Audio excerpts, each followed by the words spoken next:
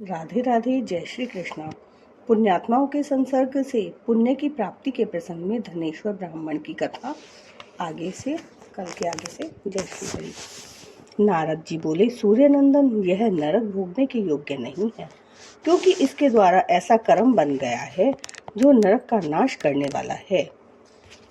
जो पुरुष पुण्य कर्म करने वाले लोगों का दर्शन, स्पर्श और उनके साथ वार्तालाप करता है, वह उनके पुण्य का छठा अंश प्राप्त कर लेता है। यह तो एक मास तक श्री हरि के कार्तिक व्रत का अनुष्ठान करने वाले असंख्य मनुष्यों के संपर्क में रहा है, अतः सबके पुण्यांश का भागी हुआ है। उनकी सेवा करने के कारण इसे संपूर्ण व्रत का पुण्य प्राप्त हुआ है, अतः इसके कार्तिक व्रत से उत्पन्न होने वाले पुण्यों की कोई गिनती नहीं है। कार्तिक व्रत करने वाले पुरुषों के बड़े से बड़े पातकों का भी भक्त वत्सल श्री विष्णु पूर्णतया नाश कर डालते हैं। इतना ही नहीं, अंतकाल में वैष्णव पुरुषों ने तुलसी मिश्रित नर्मदा के जल से इसको नहलाया है और श्री विष्णु के नाम का भी श्रवण कराया है, इसलिए इसके सारे पाप नष्ट हो गए हैं। अब धनेश्वर उत्तम गति प्राप्त करने का अधिकारी हो गया है। यह वैष्णव पुरुषों का कृपा पात्र है, अतः इसे नरक में न पकाओ। इसको अनिच्छा से पुण्य प्राप्त हुआ है, इसलिए यह यक्ष योनि में रहे और संपूर्ण नरकों के दर्शन मात्र से अपने पापों का भोग पूरा कर ले। भगवान श्री कृष्ण कहते हैं, प्रिय यों कहकर देवऋषि नारद जी चले गए। फिर यमराज अपने सेवक के द्वारा उस ब्राह्मण को संपूर्ण नरकों का दर्शन कराने के लिए वहां से ले गए। इसके बाद यमराज की आज्ञा का पालन करने वाला प्रेतराज धनेश्वर को संपूर्ण नरकों के पास ले गया और उनका अवलोकन कराता हुआ इस प्रकार कहने लगा। प्रेतराज ने कहा, धनेश्वर, महान भय देने वाले इन घोर नरकों की ओर दृष्टि डालो। इनमें पापी पुरुष सदा यमराज के सेवकों द्वारा पकाए जाते हैं। यह जो भयानक नरक दिखाई देता है, इसका नाम तप्त बालुका है। इसमें ये पापाचारी जीव अपनी देह दग्ध होने के कारण क्रंदन कर रहे हैं। जो मनुष्य बलि वैश्वदेव के अंत में भूख से दुर्बल हो घर पर आए हुए अतिथियों का सत्कार नहीं करते, वे अपने पाप कर्म के कारण इस नरक में कष्ट भोगते हैं। जो गुरु, अग्नि, ब्राह्मण, गौ, देवता तथा मूर्धाभिषक्त राजाओं को लात मारते हैं, वे ही पापी यहाँ दृष्टिगोचर हो रहे हैं। यहाँ तपी हुई बालू पर चलने के कारण इनके पैर जल गए हैं। इस नरक के 6 अवान्तर भेद हैं। नाना प्रकार के पापों के कारण इसमें आना पड़ता है। इस प्रकार यह दूसरा महान नरक अंधता मिस्र कहलाता है।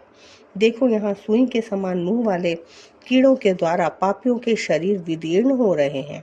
यह नरक भयानक मुख वाले अनेक प्रकार के कीटों के ठसाठस भरा हुआ है। यह तीसरा क्रकच नामक नरक है। यह भी बड़ा भयानक दिखाई देता है। इसमें ये पापी मनुष्य आरे से चीरे जाने का कष्ट भोगते हैं। असीपत्र वन आदि भेदों से यह 6 प्रकार के नरक बताया गया है, जो दूसरों की पत्नी और पुत्र आदि से तथा अन्यान्य प्रियजनों से बिछो कराते हैं। वे ही लोग यहाँ कष्ट भोगते हैं। तलवार के समान पत्तों से इनके अंग छिन्न भिंग हो रहे हैं और इसी भय से ये इधर उधर भाग रहे हैं। देखो, ये पापी कितने कष्ट भोगते हैं और किस प्रकार इधर उधर क्रंदन करते फिरते हैं। यह चौथा नरक तो और भी भयानक है। इसका नाम अर्गला है। देखो, यमराज के दूत नाना प्रकार के पाशों से बांधकर इन पापियों को मुदगर आदि से पीट रहे हैं और ये जोर जोर से चीख रहे हैं। जो साधु पुरुषों और ब्राह्मणों आदि को गला पकड़कर या और किसी उपाय से कहीं आने जाने से रोकते हैं, वे पापी यमराज के सेवकों द्वारा यहाँ यातना में डाले जाते हैं। वध और भेदन आदि के द्वारा इस नरक के भी 6 भेद हैं। अब 5वें नरक पर दृष्टिपात करो। इसका नाम कूटशालमली है। यहाँ ये जो सेमल आदि के वृक्ष खड़े हैं, ये सभी जलते हुए अंगारे के समान हैं। इसमें पापियों को यातना दी जाती है। पराई स्त्री और पराया धन का अपहरण करने वाले तथा दूसरों से द्रोह करने वाले पापी सदा ही यहाँ कष्ट भोगते हैं। यह छठा नरक और भी अद्भुत है। इसे रक्त पीऊ कहते हैं इसमें रक्त और पीप भरा रहता है। इसकी ओर देखो तो सही, इसमें कितने ही पापी मनुष्य नीचे मुंह करके लटकाए गए हैं और भयानक कष्ट भोग रहे हैं। ये सब अभक्ष्य भक्षण और निंदा करने वाले हैं तथा चुगली खाने वाले हैं। कोई डूब रहे हैं, कोई मारे जा रहे हैं। ये सब के सब डरावनी आवाज के साथ चीख रहे हैं। इस नरक के भी गंध आदि 6 भेद हैं। धनेश्वर, अब इधर दृष्टि डालो। यह भयंकर दिखाई देने वाला 7वां नरक कुंभी पाक है। यह तेल आदि द्रव्यों के भेद से 6 प्रकार का है। यमराज के दूत महापातकी पुरुषों को इसी में डालकर औटाते हैं और वे पापी इसमें अनेक हजार वर्षों तक डूबते उतरते रहते हैं। देखो, वे भयानक नरक सब मिलाकर 42 हैं।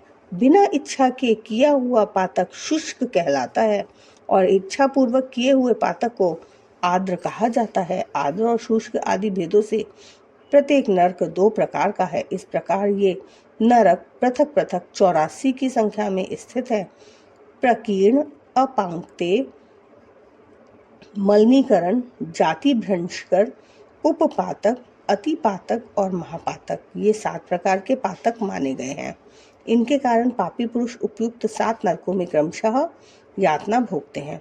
तुम्हें कार्तिक व्रत करने वाले पुरुषों का संसर्ग प्राप्त हो चुका था, इसलिए अधिक पुण्य राशि का संचय हो जाने के से नरकों के कष्टों से छुटकारा मिल गया। भगवान श्री कृष्ण कहते हैं, सत्यभामा इस प्रकार प्रेतराज धनेश्वर को नरकों का दर्शन कराकर उसे यक्षलोक में ले गया तथा वहां जाकर वह यक्ष हुआ। आज के आनंद की जय, सत्य सनातन धर्म की जय। हर हर महादेव। जय श्री राधे, जय श्री राधे, जय श्री कृष्ण।